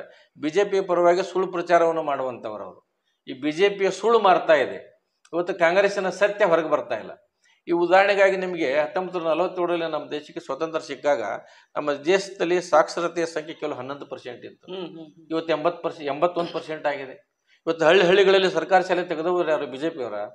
ಇವತ್ತು ಹೌದು, ಇವತ್ತು ತಾಲೂಕು ಮಟ್ಟದಲ್ಲಿ, ಹೋಬಳಿ ಮಟ್ಟದಲ್ಲಿ ನಮ್ಮ ಬಡವರಿಗೆ ಉಚಿತವಾಗಿ ಆರೋಗ್ಯ ಸಿಗಬೇಕಂತೇಳಿ ಸರ್ಕಾರಿ ಆಸ್ಪತ್ರೆಗಳನ್ನು ತೆಗೆದವರು ಯಾರು? BJPಯವರ. ಅವಾಗಿನ ಆಡಳಿತ ಕಾಂಗ್ರೆಸ್ಸಿನವರು. ಇವತ್ತು ನಮ್ಮ ಕನ್ನಡ ಶಾಲೆಗಳನ್ನು ಹಳ್ಳಿಗೆ ಇವತ್ತು ಇಡೀ ದೇಶದ ತುಂಬ ಇವತ್ತು ನಾವು ಹೆಮ್ಮೆ ಪಡಬೇಕು. ನಮ್ಮ ಮಕ್ಕಳು ಇವತ್ತು ವಿದ್ಯಾವಂತರಾಗಿದ್ದಾರೆ, 81% ಸಾಕ್ಷರತೆ ನಮ್ಮಲ್ಲಿ ಇದೆ ಅಂತ ಹೇಳಿದ್ರೆ ಅದು ಕಾಂಗ್ರೆಸ್ ಪಕ್ಷದ ಕೊಡುಗೆ. ಇವತ್ತು ನಮ್ಮ ರೈತರಿಗೆ ಸ್ವಾತಂತ್ರ್ಯ ಸಿಕ್ಕಾಗ ನೀರಾವರಿ ಕಲ್ಪನೆ ಇರಲಿಲ್ಲ. ಇವತ್ತು ಪ್ರತಿಯೊಂದು ನದಿಗಳಿಗೆ, ಹಳ್ಳ ಕೊಳ್ಳಗಳಿಗೆ ಡ್ಯಾಮನ್ನು ಕಟ್ಟಿ ವಿದ್ಯುತ್ ಉತ್ಪಾದನೆ ಮಾಡುವಂಥದ್ದು ಮತ್ತು ನೀರಾವರಿ ಒಂದು ಯೋಜನೆಯನ್ನು ರೈತರಿಗೆ ತಲುಪಿಸುವಂಥದ್ದು ಕೂಡ ನಮ್ಮ ಕಾಂಗ್ರೆಸ್ ಪಕ್ಷ ಮಾಡಿರುವಂಥದ್ದು. ಇವತ್ತು ಸ್ವಾತಂತ್ರ್ಯ ಸಿಕ್ಕಾಗ ನಮಗೇನು ಬ್ರಿಟಿಷರು ನಮ್ಗೆ ತಟ್ಟೆ ತುಂಬ ಏನು ನಮಗೆ ಹಣ ಬಿಟ್ಟು ಕೊಟ್ಟು ಹೋಗಿರಲಿಲ್ಲ. ಇಲ್ಲಿ ಇವತ್ತು ಖಾಲಿ ಬಿಟ್ಟು ಹೋಗಿದ್ರು. ಪರಿಸ್ಥಿತಿ ಗಂಭೀರವಾಗಿತ್ತು. ಇವತ್ತು ಸೈನ್ಯ ಕಟ್ಟಬೇಕು, ಸೈನ್ಯಕ್ಕೆ ನಮಗೆ ಬಟ್ಟೆ ಕೊಡಿಸಲಿಕ್ಕೆ, ಊಟ ಹಾಕಲಿಕ್ಕೂ ಕೂಡ ಅವತ್ತು ನಮ್ಗೆ ಹಣಕಾಸಿನ ತೊಂದರೆ ಇತ್ತು, ಆರ್ಥಿಕ ತೊಂದರೆ ಇತ್ತು. ಇವತ್ತು ಗಡಿ ಗುರುತಿಸಿಕೊಳ್ಬೇಕಾಗಿತ್ತು ನಾವು ಪಾಕಿಸ್ತಾನದ ಜೊತೆ, ಚೀನಾದ ಜೊತೆ. ಸಾಮಾನ್ಯವಾದ ಮಾತೆ. ಅವೆಲ್ಲ ದೊಡ್ಡ ದೊಡ್ಡ ಕೆಲಸಗಳನ್ನ ಇವತ್ತು ಕಾಂಗ್ರೆಸ್ ಪಕ್ಷ ಮಾಡಿರುವಂತಹದ್ದು. ಕೈಗಾರಿಕೆಗಳನ್ನು ಸ್ಥಾಪನೆ ಮಾಡಿದರು. ಇವತ್ತು ಅಣುಬಾಂಬ್ ಸ್ಫೋಟನೆ ಮಾಡುವಂಥದ್ದು ಕೆಲಸವನ್ನ ಇವತ್ತು ಭಾರತದಲ್ಲಿ ಇಂದಿರಾ ಗಾಂಧಿಯವರು ಮೊಟ್ಟ ಮೊದಲಿಗೆ ಮಾಡಿ ಇಡೀ ಜಗತ್ತಿನ ಒಂದು ಗಮನ ಸೆಳೆದರು. ಇವೆಲ್ಲ ಸಣ್ಣ ಮಾತಲ್ಲ, ನಾವೆಲ್ಲ ದೊಡ್ಡ ದೊಡ್ಡ ಕೆಲಸಗಳನ್ನು ನಾವು ಮಾಡಿದ್ದೀವಿ. ಅವಾಗ ನಾವು ರಾಷ್ಟ್ರೀಯ ಹೆದ್ದಾರಿಗಳನ್ನು ಮಾಡಿದ್ವಿ. ರಾಷ್ಟ್ರೀಯ ಹೆದ್ದಾರಿಗಳನ್ನ ಹೇಗೆ ಮಾಡಿದ್ವಿ ನಾವು? ರೈತರಿಂದ ಜಮೀನನ್ನು ಖರೀದಿ ಮಾಡಿ ಅವರು ದುಡ್ಡು ಕೊಟ್ಟು ಸರ್ಕಾರವೇ ಹಣ ಹಾಕಿ ಇವತ್ತು ಅಭಿವೃದ್ಧಿ ಮಾಡಿದ್ವಿ. ಇವರು ಏನು BJP ಹೇಳ್ತಾರೆ, ನಾವು ರಾಷ್ಟ್ರೀಯ ಹೆದ್ದಾರಿ 8 ಪಥ ಮಾಡಿದ್ವಿ, 10 ಪಥ ಮಾಡಿದ್ವಿ ಅಂತ. ನಮ್ಗೇನು ಪುಕ್ಕಟ್ಟು ಓಡಾಡ್ಲಿಕ್ಕೆ ಬಿಟ್ಟಿದಾರ? ಎಲ್ಲಿ ಬೇಕಲ್ಲಿ ಟೋಲ್ ಟ್ಯಾಕ್ಸ್ ತಗೊಳ್ತಾರೆ. ನಾವು ಪುಕ್ಕಟ್ಟು ಓಡಾಡ್ತೇವೆ. ಇವರಿಗೆ ನಮ್ಮ ಹಣ ತಗೊಂಡು ನಮ್ಮ ರಸ್ತೆ ಮಾಡಿ ಇವತ್ತು ನಾವು ರಸ್ತೆ ಮಾಡಿದೀವಿ ಅಂತ ಹೇಳ್ತಾರೆ. ಇವತ್ತು ಕಾಂಗ್ರೆಸ್ ಪಕ್ಷ ಅಧಿಕಾರದಲ್ಲಿದ್ದಾಗ ಪ್ರತಿಯೊಂದು ರಾಷ್ಟ್ರೀಯ ಹೆದ್ದಾರಿಗಳನ್ನ ಕಾಂಗ್ರೆಸ್ ಪಕ್ಷ ತನ್ನ ಸರ್ಕಾರದ ಹಣದಿಂದ ಇವತ್ತು ಮಾಡಿತ್ತು. ಅವನ್ನೆಲ್ಲ ನೋಡ್ಬೇಕಾಗ್ತದೆ. ಏನು ಸುಮ್ಮನೆ ಅಭಿವೃದ್ಧಿ ಅಂತ ಹೇಳ್ತಾರೆ. ಏನು ಮಾಡಿದ್ದಾರೆ? ಇವತ್ತು ಇಂದಿರಾ ಗಾಂಧಿಯವರು ಬ್ಯಾಂಕ್ಗಳ ರಾಷ್ಟ್ರೀಕರಣ ಮಾಡಿದರು, ಅಂಚೆ ಕಚೇರಿಗಳನ್ನ ಅಭಿವೃದ್ಧಿಪಡಿಸಿದರು, LIC ಅಭಿವೃದ್ಧಿಪಡಿಸಿದರು, ಪೋಸ್ಟ್ ಆಫೀಸ್ ಅಭಿವೃದ್ಧಿಪಡಿಸಿದರು. ಈಗ ಎಲ್ಲಿದೆ ಪೋಸ್ಟ್ ಆಫೀಸು? ಎಲ್ಲಿದೆ ಅಂಚೆ ಕಚೇರಿ? ಎಲ್ಲಿದೆ LIC? ಇವತ್ತು ಬ್ಯಾಂಕ್ಗಳು ಖಾಸಗೀಕರಣ ಆಗ್ತಾ ಇದೆ. ವಿಮಾನ ನಿಲ್ದಾಣಗಳು ಮಾರಾಟ ಆಗ್ತಾ ಇದ್ದಾವೆ, ರೈಲು ನಿಲ್ದಾಣಗಳು ಮಾರಾಟ ಆಗ್ತಾ ಇದ್ದಾವೆ. ಇವತ್ತು ಮೋದಿಜಿಯವರು ಹೇಳ್ತಾರೆ ರೈಲು ನಿಲ್ದಾಣದಲ್ಲಿ ನಾ ಟೀ ಮಾರಿದ್ದೆ ಅಂತ ಹೇಳ್ತಾರೆ. ಗೊತ್ತಾ ನಿಮಗೆ? ಟೀ ಮಾರಿದ್ದೆ ಅಂತ. ಆ ರೈಲು ನಿಲ್ದಾಣ ಯಾರು ಕಟ್ಟಿಸಿದ್ದು? BJP ಕಟ್ಟಿಸಿದ್ದ? ಕಾಂಗ್ರೆಸ್ ಕಾಲದಲ್ಲಿ ಅಲ್ಲಿ ರೈಲು ನಿಲ್ದಾಣ ಆಯ್ತು. ಆ ರೈಲು ನಿಲ್ದಾಣದಲ್ಲಿ ಮೋದಿಯವರು ಟೀ ಮಾರಿದ್ದಾರೆ. ಅದೇ ರೈಲು ನಿಲ್ದಾಣವನ್ನು ಕಾಂಗ್ರೆಸ್ ಕಟ್ಟಿಸ್ತಿದ್ರೆ ಮೋದಿಯವರು ಎಲ್ಲಿ ಟೀ ಮಾರ್ತಿದ್ರು? ಇಲ್ಲ, ಇಂಥವೆಲ್ಲ ಸತ್ಯ ವಿಚಾರಗಳನ್ನ ಇವತ್ತು ನಮ್ಮ ಕಾಂಗ್ರೆಸ್ ಪಕ್ಷಕ್ಕೆ ಜನಸಾಮಾನ್ಯರಿಗೆ ಮುಟ್ಟಿಸುವಂತ ಕೆಲಸ ಆಗಿಲ್ಲ. ಅದಕ್ಕೆ ಹಿನ್ನಡೆ ಆಗಿದೆ ಕಾಂಗ್ರೆಸ್ ಪಕ್ಷಕ್ಕೆ. ಇವತ್ತು ನಮ್ಮಂತ ವಿದ್ಯಾವಂತರು ಇವತ್ತು ಕಾಂಗ್ರೆಸ್ ಪಕ್ಷ ಸೇರೋ ಮುಖಾಂತರ ಈ ಕಾಂಗ್ರೆಸ್ ಪಕ್ಷದ ಸಿದ್ಧಾಂತ ಏನು, ಎಷ್ಟು ಅಭಿವೃದ್ಧಿ ಮಾಡಿದ್ದಾರೆ ಇವತ್ತು ನಮ್ಮ ದೇಶವನ್ನ. ಇವರು ಗುಡಿ ಕಟ್ಸೋದು ದೊಡ್ಡ ಕೆಲಸ, ಕಳಸ ಇಡೋದು ದೊಡ್ಡ ಕೆಲಸ ಅಲ್ಲ. ಒಂದು 10,000 ರೂಪಾಯಿ ತಂದು ಒಂದು ಕಳಸ ಇಡಬಹುದು. ಒಂದು ಗುಡಿ ಕಟ್ಟಿಸ್ಬೇಕಾದ್ರೆ ಕೋಟ್ಯಾಂತರ ಹಣ ಖರ್ಚು ಮಾಡಬೇಕಾಗ್ತದೆ. ನಾವು ಕಟ್ಟಿಸಿದಂಥ ಗುಡಿಯಲ್ಲಿ BJP ಕಳಸ ಇಟ್ಟು ನಾವು ಗುಡಿ ಕಟ್ಟಿಸಿದ್ದೇವೆ ಅಂತ ಹೇಳ್ತಕ್ಕಂಥ ವಾತಾವರಣವನ್ನು ಸೃಷ್ಟಿ ಮಾಡಿದ್ದಾರೆ. ಜನರಿಗೆ ಸುಳ್ಳು ಹೇಳಿದ್ದಾರೆ. ಹೀಗಾಗಿ ಅವರಿಗೆ ಏನೋ ಅಧಿಕಾರ ಸಿಕ್ಕಿದೆ.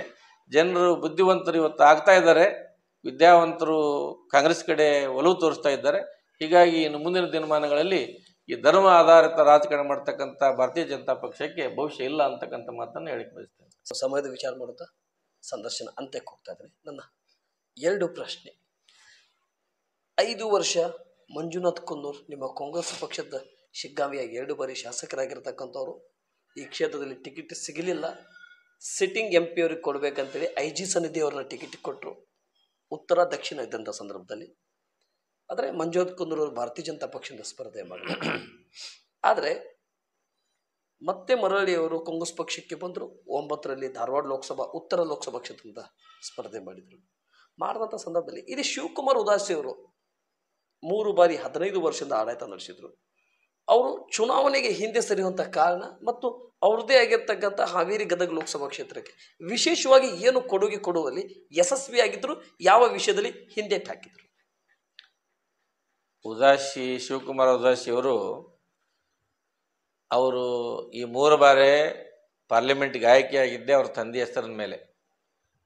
ಶಿವಕುಮಾರ್ ಉದಾಸಿ ಅವರು ಈ 3 ಅವಧಿಗೆ ಈ ಜಿಲ್ಲೆಯಲ್ಲಿ ಯಾವುದೇ ಕೊಡುಗೆಯನ್ನು ಅವರು ನೀಡಿಲ್ಲ. ಕೇಂದ್ರ ಸರ್ಕಾರದ ಸಹಾಯದಿಂದ ಯಾವುದೇ ಅಭಿವೃದ್ಧಿ ಕೆಲಸಗಳನ್ನು ಶಿವಕುಮಾರ್ ಉದಾಸಿ ಅವರು ಮಾಡಲಿಲ್ಲ. ಹೀಗಾಗಿ ಶಿವಕುಮಾರ್ ಉದಾಸಿ ಅವರನ್ನ ಈ ಸಲ ಜನ ಸೋಲಿಸ್ತಾರೆ ಅನ್ನುವಂಥದ್ದು ಅವ್ರ ಸರ್ವೆಯಿಂದ ಅವ್ರಿಗೆ ಗೊತ್ತಾಗಿತ್ತು. ಹೀಗಾಗಿ ಶಿವಕುಮಾರ್ ಉದಾಸಿ ಅವರು ಸ್ಪರ್ಧೆಯಿಂದ ಇವತ್ತು ಹಿಂದಕ್ಕೆ ಸರಿದಿದ್ದಾರೆ. ಅದು ನಾವು ಸೋಲ್ತೇವೆ ಅಂತಕ್ಕಂಥ ಸುಳಿವು ಸಿಕ್ಕ ತಕ್ಷಣ ಶಿವಕುಮಾರ್ ಉದಾಸಿ ಅವರು ಚುನಾವಣೆಯಲ್ಲಿ ಈ ಸಲ ಸ್ಪರ್ಧೆ ಮಾಡಿಲ್ಲ ಅನ್ನುವಂಥದ್ದನ್ನು ನಮ್ಮ ಜನ ಇವತ್ತು ಮಾತಾಡ್ತಾ ಇದ್ದಾರೆ. ಇಲ್ಲಿ ಬೊಮ್ಮಾಯಿಯವರು ಬರಲಿಕ್ಕೆ ಕಾರಣ ಏನು ಅಂತ ಹೇಳಿದ್ರೆ, ಬೊಮ್ಮಾಯಿಯವರು ಇವರು ಸಾಮಾನ್ಯ ರಾಜಕಾರಣಿಗಳಲ್ಲ. ಇವರು ಹೇಗೆ ಅಂತ ಹೇಳಿದ್ರೆ ಮೆಟ್ಲುಗಳನ್ನು ಏನು ಮೇಲೆ ಹತ್ತಲಿಕ್ಕೆ ಬಳಸಿಕೊಂಡು ಆ ಮೆಟ್ಲುಗಳನ್ನೇ ಕಿತ್ತಾಕ್ತಕ್ಕಂಥ ಸ್ವಭಾವದವರು. ಅವರು ಇವತ್ತು ಲೋಕಸಭಾ ಚುನಾವಣೆಗೆ ಯಾಕೆ ನಿಂತಿದ್ದಾರೆ ಅಂತ ಹೇಳಿದರೆ ಅವರಿಗೆ ಅಧಿಕಾರದ ವ್ಯಾಮೋಹ ಹೋಗಿಲ್ಲ. ಇಲ್ಲಂತೂ ನಮ್ಮ ಸರ್ಕಾರ ಬರಲಿಲ್ಲ, ಕೇಂದ್ರದಲ್ಲಿ BJP ಸರ್ಕಾರ ಬಂದರೆ ನಾನು ಮಂತ್ರಿ ಆಗಬೇಕಂತಕ್ಕಂಥ ದುರಾಸೆಯಿಂದ ಚುನಾವಣೆ ನಿಂತ್ಕೊಂಡಿದ್ದಾರೆ. 1ನೇ ಮಾತು. 2ನೇ ಮಾತು, ಇಲ್ಲಿ ಜಗದೀಶ್ ಶೆಟ್ಟರ್ ಅವರು ಟಿಕೆಟ್ ಕೇಳಿದ್ರು. ಇವರು ಬಸವರಾಜ ಬೊಮ್ಮಾಯಿ ಅವರಿಗೆ ಹುಬ್ಬಳ್ಳಿಯಲ್ಲಿ ರಾಜಕೀಯ ನೆಲೆ ಸಿಗದಂತೆ ಮಾಡಿದ್ದೆ ಜಗದೀಶ್ ಶೆಟ್ಟರ್ ಅವರು. ಹೀಗಾಗಿ ಜಗದೀಶ್ ಶೆಟ್ಟರ್ ಅವರಿಗೆ ಇಲ್ಲಿ ರಾಜಕೀಯ ನೆಲೆ ಸಿಗಬಾರ್ದು ಅಂತ ಕಾರಣಕ್ಕೆ ಜಗದೀಶ್ ಶೆಟ್ಟರ್ ಅವರಿಗೆ ಟಿಕೆಟ್ ತಪ್ಪಿಸುವ ಉದ್ದೇಶದಿಂದ ಬಸವರಾಜ ಬೊಮ್ಮಾಯಿ ಅವರು ಇಲ್ಲಿ ಚುನಾವಣೆ ಸ್ಪರ್ಧೆ ಮಾಡಿದ್ದಾರೆ. ಇದು ಎರಡನೇ ಕಾರಣ. ಸರಿ ಸರ್, ಥ್ಯಾಂಕ್ ಯು. ಕೊನೆಯದಾಗಿ ಸಿದ್ದನಗೌಡರು ಪಾಟೀಲ್ ಅವರು ಮತ್ತೆ ಹಾವೇರಿಯ ಮುಂದಿನ ಹಾವೇರಿ ಜಿಲ್ಲೆ ಮತ್ತು ಶಿಗ್ಗಾವಿ 83ನೇ ವಿಧಾನಸಭಾ ಕ್ಷೇತ್ರದ ಮುಂದಿನ ಪ್ರಭಾವ ಹೊಂದಿರತಕ್ಕಂಥವ್ರು ಮತ್ತೆ ಮುಂಬರುವ 28ರಲ್ಲಿ ಕೂಡ ಟಿಕೆಟ್ ಆಕಾಂಕ್ಷಿ 28ರಲ್ಲಿ ಕೂಡ ಟಿಕೆಟ್ ಆಕಾಂಕ್ಷಿ. ಆದರೆ ಶಾಸಕರಾಗುವವರೆಗೆ ನನ್ನ ಹೋರಾಟ ಬಿಡೋದಿಲ್ಲ.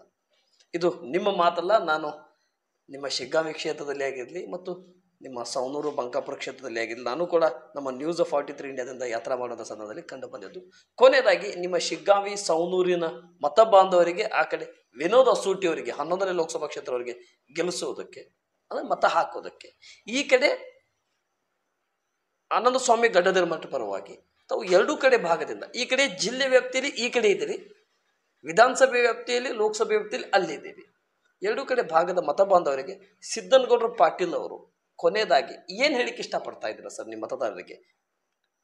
ಈಗ ಧಾರವಾಡ ಶಿಗ್ಗಾಂವ್ ವಿಧಾನಸಭಾ ಕ್ಷೇತ್ರ ಧಾರವಾಡ ಲೋಕಸಭೆ ವ್ಯಾಪ್ತಿಯಲ್ಲಿ ಬರ್ತದೆ. ಹೌದು. ಅಲ್ಲಿ ಪ್ರಹ್ಲಾದ್ ಜೋಶಿ ಅವರು ನಿಂತ್ಕೊಂಡಿದ್ದಾರೆ. 4 ಸಲ ಅವರು ಸಂಸದರಾಗಿದ್ದಾರೆ. ವಿನೋದ್ ಅಸೂಟಿ ಅವರು ಅಸಮ್ಮಕ್ಕ ಮೊದಲನೇ ಬಾರಿಗೆ ಸ್ಪರ್ಧೆ ಮಾಡಿದ್ದಾರೆ. ಇವಾಗ ಯಾವಾಗಲೂ ರಾಜಕಾರಣದಲ್ಲಿ ಒಬ್ಬ ವ್ಯಕ್ತಿಗೆ ಮಾತ್ರ ಆಯ್ಕೆ ಮಾಡುವಂಥದ್ದು ಅದು ಪ್ರಜಾಪ್ರಭುತ್ವಕ್ಕೆ ಸೂಕ್ತವಲ್ಲದಂಥ ಒಂದು ನಿರ್ಧಾರ. ಅದು 4 ಸಲ ಅವರು ಸಂಸದ ಮಾಡಿದ್ದಾರೆ, ಅವರು ಕೇಂದ್ರದಲ್ಲಿ ಮಂತ್ರಿ ಆಗಿದ್ದಾರೆ. ಆದಾಗ್ಯೂ ಕೂಡ ಅವರು ಶಿಗ್ಗಾಂವ್ ಕ್ಷೇತ್ರಕ್ಕೆ ಯಾವುದೇ ಅಭಿವೃದ್ಧಿ ಕೆಲಸ ಕಾರ್ಯಗಳನ್ನು ಪ್ರಹ್ಲಾದ್ ಜೋಶಿ ಅವರು ಮಾಡಲಿಲ್ಲ. ಇವತ್ತು ಪ್ರಹ್ಲಾದ್ ಜೋಶಿಯವರು ಕೂಡ ಜಾತಿ ಆಧಾರಿತ ಧರ್ಮ ಆಧಾರಿತ ರಾಜಕಾರಣವನ್ನು ಮಾಡ್ತಾ ಬಂದಿದ್ದಾರೆ. ಅವರ ಒಂದು ಈ ರೀತಿ ದ್ವಂದ್ವ ನಿಲುವುಗಳನ್ನು ದಿಂಗಾಲೇಶ್ವರ ಸ್ವಾಮಿಗಳು ಕೂಡ ಖಂಡಿಸಿದ್ದಾರೆ. ಹೀಗಾಗಿ ಅವರ ಒಂದು ಪ್ರಜಾಪ್ರಭುತ್ವ ವಿರೋಧಿ ನಡವಳಿಕೆಯನ್ನು ವಿರೋಧಿಸಿ ದಿಂಗಾಲೇಶ್ವರ ಸ್ವಾಮಿಗಳು ಕೂಡ ಅವರ ವಿರುದ್ಧ ಚುನಾವಣೆಗೆ ನಿಲ್ಲಬೇಕಂತೇಳಿ ನಿರ್ಧಾರವನ್ನು ಕೂಡ ಮಾಡಿ ಮತ್ತೆ ನಾಮಪತ್ರವನ್ನು ಹಿಂದಕ್ಕೆ ಪಡೆದುಕೊಂಡಿದ್ದ ವಿಚಾರ ನಿಮಗೆಲ್ಲ ಗೊತ್ತಿದೆ. ಹೌದು ಸರ್. ಈಗ ಪ್ರಹ್ಲಾದ್ ಜೋಶಿ ಅಂತವರು ಕೇಂದ್ರದಲ್ಲಿ ದೊಡ್ಡ ಉತ್ತಮ ಒಂದು ಖಾತೆಗಳನ್ನು ಹೊಂದಿದ್ರೂ ಕೂಡ ಇವತ್ತು ಕರ್ನಾಟಕ ಹಲವಾರು ಸಮಸ್ಯೆಗಳನ್ನು ಎದುರಿಸ್ತು. ಇಲ್ಲಿ ಅತಿವೃಷ್ಟಿ ಆಯಿತು, ಅನಾವೃಷ್ಟಿ ಆಯಿತು, ಇತ್ತೀಚೆಗೆ ಬರಗಾಲ ಬಿತ್ತು. ನಮ್ಮ ರಾಜ್ಯಕ್ಕೆ ಕೇಂದ್ರ ಸರ್ಕಾರ ಕೊಡಬೇಕಾದಂಥ ಸರಿಯಾದ ಪಾಲನ್ನು ಕೊಡಲಿಲ್ಲ. ನಮ್ಮಲ್ಲಿ BJP 25 ಶಾಸಕರಿದ್ದರೂ ಕೂಡ ಈ ಪ್ರಹ್ಲಾದ್ ಜೋಶಿಯವರು ಬಹಳ ಒಂದು 25 ಸಂಸದರಿದ್ದರೂ ಕೂಡ ಈ ಪ್ರಹ್ಲಾದ್ ಜೋಶಿಯವರು ಪ್ರಭಾವಿ ಸಂಸದರು ಕೇಂದ್ರ ಸಚಿವರಾಗಿದ್ದರೂ ಕೂಡ ಒಂದೇ ಒಂದು ಮಾತು ಮೋದಿಜಿಯವರ ಮುಂದೆ ನಿಂತುಕೊಂಡು ನಮ್ಮ ಸರ್ಕಾರಕ್ಕೆ ಒಂದು ಸಹಾಯ ಮಾಡಿ, ಕರ್ನಾಟಕಕ್ಕೆ ಸಹಾಯ ಮಾಡಿ ಅಂತಕ್ಕಂಥ ಮಾತನ್ನು ಪ್ರಹ್ಲಾದ್ ಜೋಶಿಯವರು ಹೇಳಿಲ್ಲ. ಅದನ್ನು ನಮ್ಮ ಜನ ಗಂಭೀರವಾಗಿ ಪರಿಗಣಿಸಿದ್ದಾರೆ. ಮತ್ತು ಇವರಿಂದ ಏನೂ ಯಾವುದೇ ಸಹಾಯಗಳು ಅಭಿವೃದ್ಧಿಗಳು ನಮ್ಮ ಶಿಗ್ಗಾಂವ್ ಕ್ಷೇತ್ರಕ್ಕೆ ಆಗಿಲ್ಲ. ವಿನೋದ್ ಅಸೂಟಿ ಅಂತಕ್ಕಂಥ ಒಬ್ಬ ಸಾಮಾನ್ಯ ವ್ಯಕ್ತಿಯನ್ನು ಗೆಲ್ಲಿಸುವ ಮುಖಾಂತರ ಈ AC ರೂಮ್ನಲ್ಲಿ ಕುಳಿತುಕೊಳ್ಳುವಂಥವರು, ವಿಮಾನದಲ್ಲಿ ಓಡಾಡುವಂಥ ಪ್ರಹ್ಲಾದ್ ಜೋಶಿಯವ್ರನ್ನ ಸೋಲಿಸಬೇಕು ಅಂತ ಹೇಳಿ ನಮ್ಮ ಗ್ರಾಮದ ಪ್ರತಿಯೊಬ್ಬ ಸಾಮಾನ್ಯ ಜನರು, ರೈತರು, ಕೂಲಿ ಕಾರ್ಮಿಕರು, ಹೆಣ್ಮಕ್ಳು, ಬಡವರು ನಿರ್ಧಾರ ಮಾಡಿದ್ದಾರೆ. ನಾವೆಲ್ಲ ಪ್ರಚಾರಕ್ಕೆ ಹೋದಾಗ ಅದೆಲ್ಲ ಸ್ಪಷ್ಟವಾಗಿ ಕಂಡು ಬಂದಿದೆ. ಆದ್ದರಿಂದ ನಾನು ಮತದಾರರಲ್ಲಿ ವಿನಂತಿ ಮಾಡ್ಕೊತೀನಿ, ಶಿಗ್ಗಾಂವ್ ವಿಧಾನಸಭಾ ಕ್ಷೇತ್ರದ ಮತದಾರರಲ್ಲಿ ಇವತ್ತು ನಮಗೆ ತುಪ್ಪ ತಿನ್ನುವಂತಹ, AC ರೂಮ್ನಲ್ಲಿ ಕುಳಿತುಕೊಳ್ಳುವಂತಹ, ವಿಮಾನದಲ್ಲಿ ಓಡಾಡುವಂತಹ ಪ್ರಹ್ಲಾದ್ ಜೋಶಿಯವರು ನಮ್ಗೆ ಬೇಕಾಗಿಲ್ಲ. ನಿಮ್ಮೆಲ್ಲರ ಮಧ್ಯೆ ಓಡಾಡಿಕೊಂಡಿರ್ತಕ್ಕಂತಹ ಒಬ್ಬ ಉತ್ತಮ ಅಭ್ಯರ್ಥಿ ವಿನೋದ್ ಅಸೂಟಿಯವರು ನಮಗೆ ಬೇಕಾಗಿದೆ. ಅಂಥವ್ರನ್ನ ಆರಿಸುವ ಮುಖಾಂತರ ನಮ್ಮ ಪ್ರಜಾತಂತ್ರ ವ್ಯವಸ್ಥೆಯನ್ನು ಬಲಪಡಿಸಬೇಕು ಅಂತೇಳಿ ನಾನು ಮತದಾರರಲ್ಲಿ ವಿನಂತಿ ಮಾಡ್ಕೊಳ್ತೇನೆ. ಹೇಗೆ ಸರ್, ತುಂಬ ಧನ್ಯವಾದಗಳು. ತುಂಬ ಸಮಯವಾಯಿತು, ಆದರೆ ಕೆಲವೊಂದಿಷ್ಟು ಕೆಲಸದಿಂದ ನೀವು ಹೊರಗಡೆ ಹೋಗೋದ್ರಿಂದ ಮತ್ತು ನಮ್ಮ ನ್ಯೂಸ್ 43 ಇಂಡಿಯಾಗೆ ಇಷ್ಟದವರೆಗೆ ತಾವು ಅವಕಾಶ ಮಾಡಿಕೊಟ್ರಿ ಮತ್ತು ತುಂಬ ಧನ್ಯವಾದಗಳು. ನಮಸ್ತೆ, ಜೈ ಹಿಂದ್ ಸರ್. ವೀಕ್ಷಕರೇ, ಗಮನಿಸೋದಲ್ಲ, ಇಷ್ಟೊತ್ತು 10ನೇ ಲೋಕಸಭಾ ಕ್ಷೇತ್ರದ ಮತ್ತು 11ನೇ ಲೋಕಸಭಾ ಕ್ಷೇತ್ರ ವ್ಯಾಪ್ತಿಯಲ್ಲಿ ಬರುತ್ತಾ ಶಿಗ್ಗಾವಿ 83ನೇ ವಿಧಾನಸಭಾ ಕ್ಷೇತ್ರದ ಕಾಂಗ್ರೆಸ್ ಪಕ್ಷದ ಪ್ರಬಲ ಟಿಕೆಟ್ ಸೇವಾ ಆಕಾಂಕ್ಷಿಯಾಗಿರ್ತಕ್ಕಂಥ ಮುಂದಿನ 28ರ ವಿಧಾನಸಭೆ ಚುನಾವಣೆಯಲ್ಲೂ ಕೂಡ ಪ್ರಬಲವಾಗಿ ಟಿಕೆಟ್ ಆಕಾಂಕ್ಷಿ ಹೊಂದಿರತಕ್ಕಂಥ ಮತ್ತು ಈ ಕ್ಷೇತ್ರದಲ್ಲಿ ಸಮಗ್ರ ಅಭಿವೃದ್ಧಿಗೆ ಸಮಗ್ರ ಪಾತ್ರ ವಹಿಸುತ್ತಾ ನನಗೆ ಅವಕಾಶ ಸಿಗಲಿಲ್ಲ ಅಂದರೆ ನಾನು ಪಕ್ಷ ದ್ರೋಹಿ ಚಟುವಟಿಕೆ ಮಾಡೋದಿಲ್ಲ. ಆದರೆ ನಮ್ಮ ಕಾಂಗ್ರೆಸ್ ಪಕ್ಷದ ಸಿದ್ಧಾಂತಗಳನ್ನು ಜಾತ್ಯತೀತವಾಗಿದ್ದಿರ್ತಕ್ಕಂಥ ಸಿದ್ಧಾಂತಗಳನ್ನು, ಕಾಂಗ್ರೆಸ್ ಪಕ್ಷದ ಹಾದಿ, ಕಾಂಗ್ರೆಸ್ ಪಕ್ಷದ ನಡೆ, ಕಾಂಗ್ರೆಸ್ ಪಕ್ಷದ ಚಿಂತನೆ ಇವೆಲ್ಲ ಇರೋದು 3 ಕ್ಷೇತ್ರದಲ್ಲಿ. ಅದು ಒಂದು ರೈತರಿಗಾಗಿ, ಒಂದು ಬಡವರಿಗಾಗಿ, ಒಂದು ಕಾರ್ಮಿಕರಿಗಾಗಿ, ಇವೆಲ್ಲಲ್ಲಿ ಪರಿಗಣಿಸಿ ಮತ್ತು ನಮ್ಮ 5 ಗ್ಯಾರಂಟಿಗಳನ್ನು ಮಹಿಳಾ ನ್ಯಾಯ, ಯುವ ನ್ಯಾಯ, ರೈತ ನ್ಯಾಯ, ಶ್ರಮಿಕ ನ್ಯಾಯ, ಪಾಲುದಾರಿಕೆ ನ್ಯಾಯ. ಈ ಪಾಲುದಾರಿಕೆ ನ್ಯಾಯಗಳಲ್ಲಿ ಇರುವಂಥ ಪ್ರತಿಯೊಬ್ಬರಿಗೆ ಸಮಾನ ಭಾವ ರೀತಿಯಿಂದ ಪಾಲುಗಳನ್ನು ಸಿಗಬೇಕು ಮತ್ತು ಬರುವಂಥ ಪ್ರತಿಯೊಂದು ಜಾತಿ ಆಧಾರದ ಮೇಲೆ ಏನು ರಿಸರ್ವೇಷನ್ ಬರುತ್ತೆ ಅವರಿಗೆ ನೇರವಾಗಿ ತಲುಪಿಸುವಂಥ ಕೆಲಸ ಇಂಡಿಯಾ ಅಲೈನ್ಸ್ ಒಕ್ಕೂಟ ಮಾಡುತ್ತೆ. ಇದಷ್ಟು ಮಾಹಿತಿಯೊಂದಿಗೆ ಸಿದ್ದನಗೌಡರ ಪಾಟೀಲ್ ಅವರ ವಿಚಾರಗಳನ್ನು ಮತ್ತು ಇವರ ಯೋಚನೆಗಳನ್ನು, ಇವರ ವಿಶ್ವಾಸಗಳನ್ನು ಶಿಗ್ಗಾಂವಿ ವಿಧಾನಸಭಾ ಕ್ಷೇತ್ರದಲ್ಲಿ ಶತಾಯ ಗತಾಯ ಹೊರಗಿನವರಿಗೆ ನಾವು ಹೊರಗೆ ಕಳಿಸುವಂತ ನಿರ್ಧಾರ ಮಾಡೇ ತೀರ್ತೀವಿ. ಆ ರಿಸಲ್ಟ್ ಈ ಲೋಕಸಭಾ ಕ್ಷೇತ್ರದಲ್ಲಿ ಬರುತ್ತೆ. 28 ಕನಸು ಕಾಣ್ತಾ ಇರುವಂತವರು 10 ಸೀಟ್ ಆದ್ರೂ 5 ಸೀಟ್ ಆದ್ರೂ ಗೆದ್ದು ಬರಲಿ. 400 ಕನಸು ಕಾಣ್ತಾ ಇರೋದು 200 ಸೀಟಿಗೆ ಅದು ಬರಲಿ. ಇದು ಮುಂದಿನ ದಿನಮಾನಗಳಲ್ಲಿ ಕಾದು ನೋಡ್ಬೇಕಾಗಿರ್ತಕ್ಕಂಥ ವಿಶೇಷ ಸಂಗತಿ. ಮತ್ತೆ ಭೇಟಿ ಆಗ್ತೇನೆ. ಅಲ್ಲಿವರೆಗೆ ನೋಡ್ತಾರೆ ನ್ಯೂಸ್ 43 ಇಂಡಿಯಾ. ಜೈ ಹಿಂದ್.